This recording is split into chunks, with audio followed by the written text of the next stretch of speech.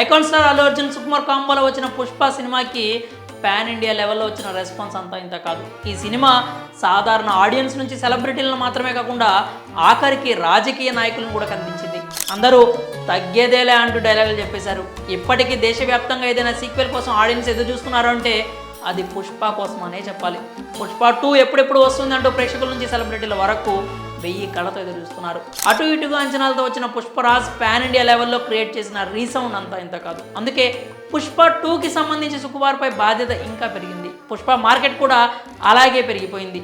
అందుకే Pushpa 2 cinema range కూడా అలాగే పెరుగుతుంది అంటున్నారు. తాజాగా పుష్ప 2కి సంబంధించి ఒక స్టోరీ లైన్ నెట్టింట వైరల్ అవుతుంది. సాధారణంగా ఒక సినిమా హిట్ అయితే ఆ తర్వాత వచ్చే సీక్వెల్ మీద భారీగా అంచనాలు నెలకొంటాయి. అంతేకాకుండా ఆ సినిమా మార్కెట్ కూడా విపరీతంగా పెరుగుతుంది. అందుకు మంచి ఉదాహరణగా కేజీఎఫ్ సినిమా అని చెప్పొచ్చు. అలాగే ఒక హిట్ అయిన సినిమాకి సీక్వెల్ తీస్తున్నప్పుడు డైరెక్టర్ మీద కూడా అంతే ఒత్తిడి బాధ్యత కూడా ఉంటాయి.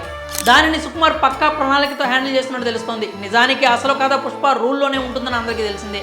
సిండికేట్ని తన చేతుల్లోకి తీసుకుని పుష్పరాజ్ ఎంత ఎత్తుకు ఎదిగాడు, ఎంత పవర్ఫుల్గా మారాడు అనే విషయాలు ఈ సీక్వెల్లోనే ఉంటాయి. అంటే కథపరంగా పుష్పరాజ్ పార్ట్ 1 జస్ట్ ట్రయల్లోనే చెప్పాలి. పార్ట్ 2లోనే అసలు కథ ఉంటుంది. అలాగే అసలు సిసల యాక్షన్ కూడా ఉంటుంది.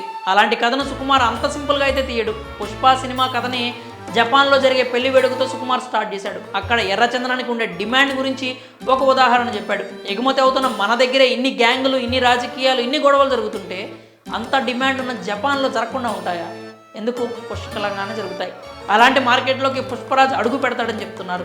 ప్రస్తుతం సోషల్ మీడియాలో పుష్ప 2 షూటింగ్ సంబంధించి ఒక వార్త వైరల్ అవుతుంది. అదేంటంటే నెక్స్ట్ షెడ్యూల్ కోసం పుష్పరాజ్ జపాన్ వెళ్ళబోతున్నాడని చెప్తున్నారు. అలాగే అక్కడ ఉన్న ఎర్రచందన సామ్రాజ్యాన్ని కూడా పుష్పరాజ్ తన అధీనంలోకి తీసుకుంటాడని, ఆ క్రమంలో అక్కడి వారికి పుష్పరాజ్కి పెద్ద యుద్ధమే జరుగుతుందని చెప్తున్నారు. పార్ట్ 2లో ఇంటర్నేషనల్ విలన్ని కూడా పరిచయం చేయబోతున్నారు అంటున్నారు.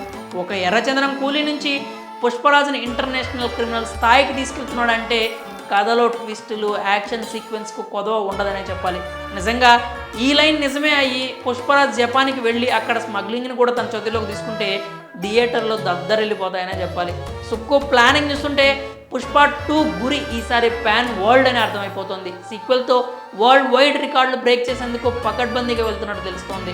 ఇక ఈ మూవీ రిలీజ్ విషయంలో ఒకంత గందరగోళం నెలకొంది. సినిమా వాయిదా పడుతుందంటూ చాలానే వార్తలు వచ్చాయి. కానీ చివరికి చెప్పిన సమయానికి వస్తున్నామంటూ మూవీ టీం క్లారిటీ కూడా ఇచ్చింది. మరి పుష్ప 2 సినిమా ఎలా ఉంటుందని మీరు భావిస్తున్నారు? మీ అభిప్రాయాలని కామెంట్స్ రూపంలో తెలియజేయండి.